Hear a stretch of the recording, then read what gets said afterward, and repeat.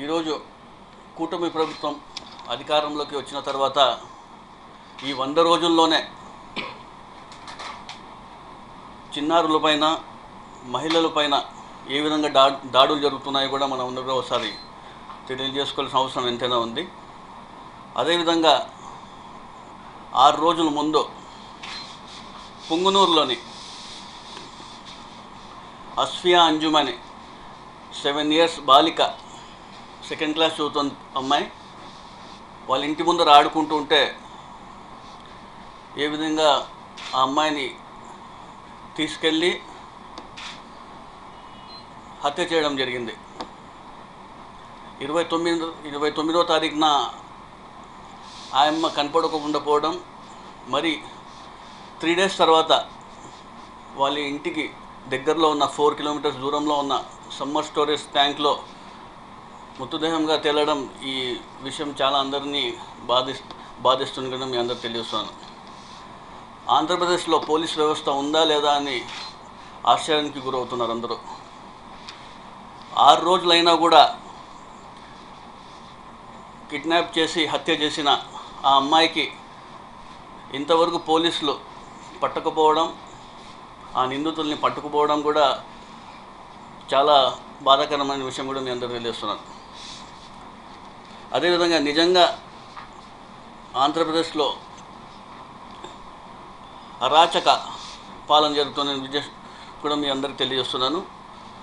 40 సంవత్సరాలు గల అనుభవం ఉన్న ముఖ్యమంత్రి గారు ఎందుకు ఇలాంటి సంఘటనలపై ఎందుకు తొందరగా స్పందించకపోవడం చాలా బాధాకరం.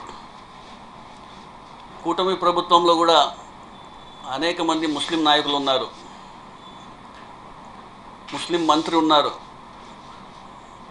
అదేవిధంగా పుంగనూరు పక్కనే ఉన్న మదనపల్లిలో షాజహాన్ బాషా ఎమ్మెల్యే గారు ఉన్నారు. గుంటూరు ఈస్ట్లో నాసిర్ అహ్మద్ గారు ఎమ్మెల్యే గారు ఉన్నారు. 6 రోజులు అయినా కూడా ఇప్పటి వరకు వాళ్ళు స్పందించకపోవడం కూడా చాలా బాధాకరమని అనిపిస్తుంది. అదేవిధంగా సీనియర్ నాయకులు షరీఫ్ గారు ఉన్నారు, ఇక్బాల్ గారు ఉన్నారు. ఒక మైనార్టీ మహిళపై ఇలాంటి హత్య జరగడం చాలా బాధాకరం. అవునా కూడా వీళ్ళు పట్టించుకోవడం ఎక్కడ ఈ తెలియజేస్తున్నాను. అదేవిధంగా పోలీస్ వ్యవస్థ ఈ 6 days లోపలే తొందరగా రియాక్ట్ అయ్యి తగిన ఆ పాప ఖచ్చితంగా మన మధ్యలో ఉండే విషయం కూడా మనం అందరూ కూడా ఒకసారి గుర్తుంచుకోవాల్సిన అవసరం ఎంతనే ఉంది. గతంలో జగన్మోహన్ రెడ్డి గారు ఏ విధంగా మహిళలకు చిన్నారులకు ప్రాధాన్యత ఇచ్చినారో, రక్షణ కల్పించారో కూడా మనం అందరం కూడా చూసాం. దిశ యాప్ కానివ్వండి, దిశ చట్టం కానివ్వండి, దిశ పోలీస్ స్టేషన్లు కానివ్వండి, అనేక మంది తీసుకొచ్చి మహిళల రక్షణ కోసం అధిక ప్రాధాన్యత ఇచ్చిన విషయం కూడా మనం అందరూ కూడా ఒకసారి గమనించాలా. రాష్ట్రంలో మనకి మహిళా హోంమంత్రి గారు ఉన్నారు. ఈరోజు కూటమి ప్రభుత్వం ఏర్పాటైనాక రోజు రోజుకి మన ఆంధ్రప్రదేశ్ రాష్ట్రంలో మహిళలపైన, చిన్నారులపైన దాడులు కానివ్వండి, హత్యలు కానివ్వండి, అత్యాచారాలు కానివ్వండి, ఘోరాలు జరుగుతూ ఉంటే హోంమంత్రి గారు ఎక్కడ కూడా స్పందించకపోవడం చాలా బాధాకరం. నిన్న పెద్దిరెడ్డి రామచంద్రరెడ్డి గారు, మిథున్ రెడ్డి గారు పుంగనూరులో అస్ఫియా అంజుమ్ వాళ్ళ ఇంటికి వెళ్ళి పరామర్శించడం జరిగితే అప్పుడు వీళ్ళందరూ మేల్కొని ఈరోజు హోంమంత్రి గారు పుంగనూరుకు వెళ్ళడం జరుగుతుంది. అంతవరకు వీళ్ళకి కనపడరా? ఇంత ఘోరంగా పోలీస్ వ్యవస్థ కానివ్వండి, పాలకులు కానీ వివరిస్తుంటే ప్రజలు చూస్తూ ఊరికే ఉండే పరిస్థితి ఉండని మీ అందరూ తెలియజేస్తున్నాను. ఈ కూటమి ప్రభుత్వంలో ఈ 100 రోజుల్లో ఎన్ని అత్యాచారాలు జరిగినాలు కూడా ఒకసారి ప్రజలు కూడా గమనించాల్సిన అవసరం కూడా ఎంతో ఉంది. అదేవిధంగా నంద్యాల డిస్టిక్ ఉచ్చుమర్రిలో ఏ విధంగా అయితే చిన్నారి పైన అత్యాచారం చేసి హత్య చేసిన సంఘటన కూడా మనం చూసాం. ఇప్పటికీ 3 నెలలు అయినా కూడా ఇప్పటికీ ఆ డెడ్ బాడీని ఇంతవరకు కూడా కనుక్కోపోవడం కూడా చాలా బాధాకరం. అదేవిధంగా హోంమంత్రి గారు అనిత గారి సొంత నియోజకవర్గంలో 2 మహిళలపైన దాడులు జరిగితే ఆ ఇద్దరు మహిళలపైన మరి కేసులు పెట్టడం కూడా మనం చూసాం. హోంమంత్రి గారి పక్కన నియోజకవర్గంలో దర్శిని అనే అమ్మాయిని ఒక అబ్బాయి దారుణంగా హత్య చేస్తే అక్కడ కూడా వెళ్ళని పరిస్థితి. మన హోంమంత్రి గారు ఇన్ని సంఘటనలు జరిగినా కూడా ఎక్కడైనా వీళ్ళు వెళ్ళి మీకు అండగా ఉంటాం, మేము మీకు పరామర్శించడం కానీ ఎక్కడైనా చేశారా?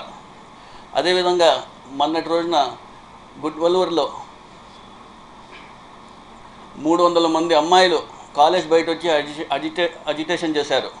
సీసీ కెమెరాలు ఉన్నాయి ఇక్కడ, మాకు ఇబ్బందికరంగా ఉంది అని చెప్పి అజిటేషన్ చేసినా కూడా అక్కడ కూడా వెళ్ళి వీళ్ళు పరామర్శించడం జరగకపోవడం కూడా చాలా బాధగా తెలియస్తుంది.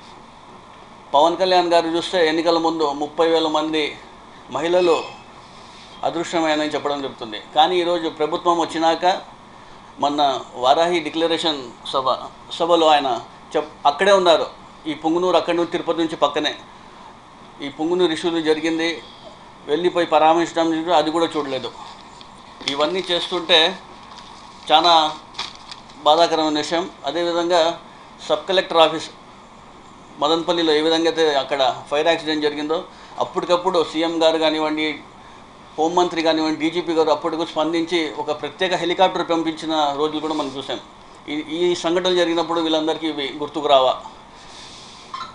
మరి ముఖ్యంగా ఈ 4 monthsలో ఈ కూటమి ప్రభుత్వం చేసిన పాలన గురించి ఏ విధంగా ఉంది, ప్రజల్లో ఏ విధంగా డైవర్ట్ చేయాలా, వీళ్ళు సూపర్ 6 హామీలు ఏ విధంగా ఇచ్చినారు, ఇవన్నీ కావడం లేదు అని చెప్పి డైవర్ట్ చేస్తున్న పాలిటిక్స్ కూడా మనం చూస్తున్నాం. కక్ష రాజకీయాలు తప్ప వేరే ఏమైనా చేస్తున్నారా?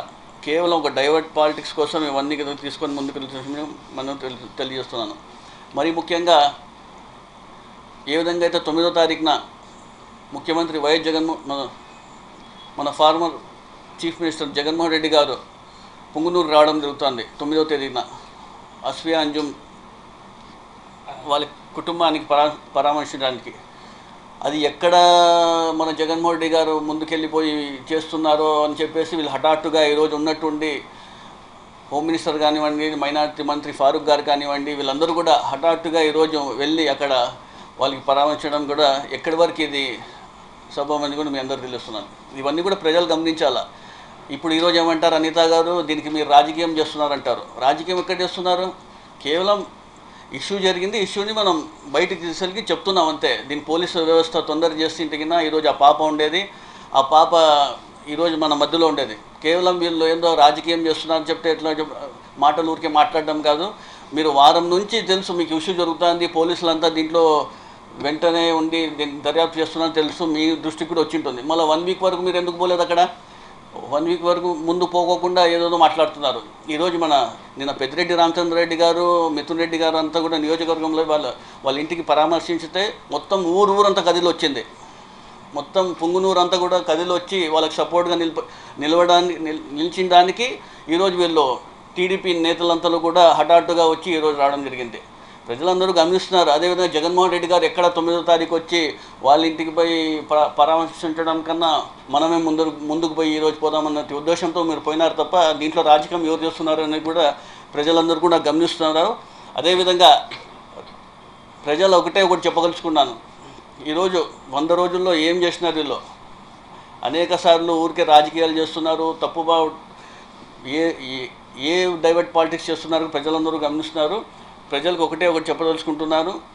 జగన్మోహన్ రెడ్డి గారు ఎక్కడ ఏ సంఘటన జరిగినా కూడా ముందుగా ఉండి వాళ్ళకి భరోసా ఇస్తూ అండగా ఉంటున్న జగన్మోహన్ రెడ్డి గారికి, అదేవిధంగా వైఎస్ఆర్సీపీ నేతలకి అందరికీ కూడా మనస్ఫూర్తిగా అభినందిస్తూ ఇలాంటి సంఘటనలు మరీ జరుపుకోకుండా ముఖ్యమంత్రి చంద్రబాబు నాయుడు గారికి, హోంమంత్రి గారికి, వాళ్ళ నేతలకు అందరూ కూడా ఒకటి మాట చెప్పగలుచుకుంటాను.